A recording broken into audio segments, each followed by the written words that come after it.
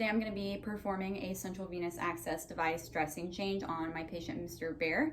I have my clean gloves, my masks for my patient and I, my chlorhexidine substitutes, my new dressing change, and my sterile gloves.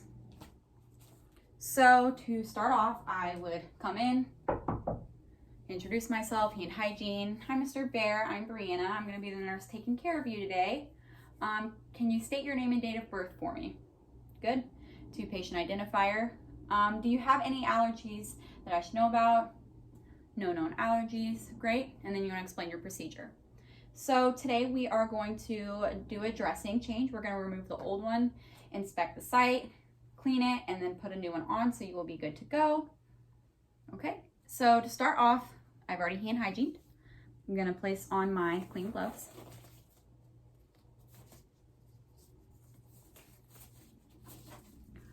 Put my mask on.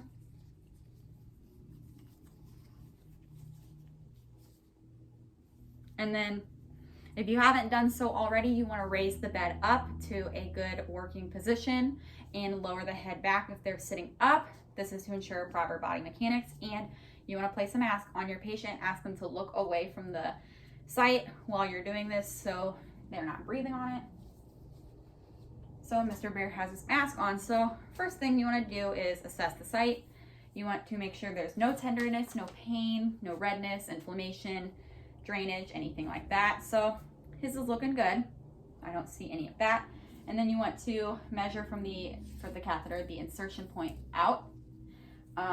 You want to make sure that it is still measuring the same it was when it was inserted. And this is to make sure that it has not been dislodged inward or outward. And if it has, you want to notify the physician. So from then, with your clean gloves, you're going to want to remove the dressing from outward towards the insertion site. And then pull it up, and then you can discard it. And then you can remove your clean gloves. Hand hygiene, your sterile field is already set up. I've already cleaned it, so that's already good to go.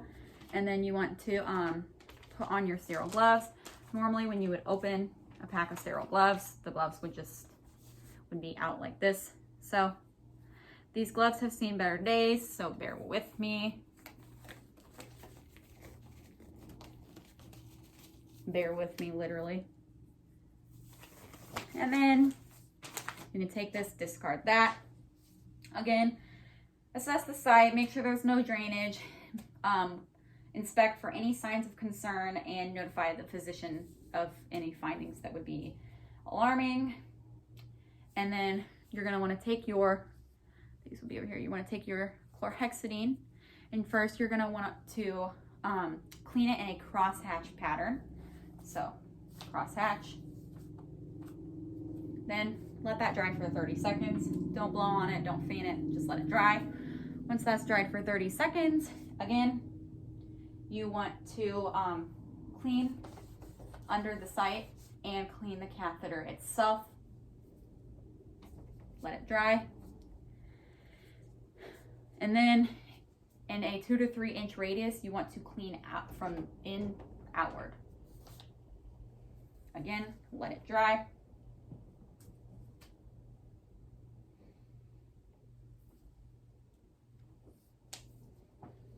And then you can go ahead and put on your new dressing. You want to have it already dated, initialed, and timed.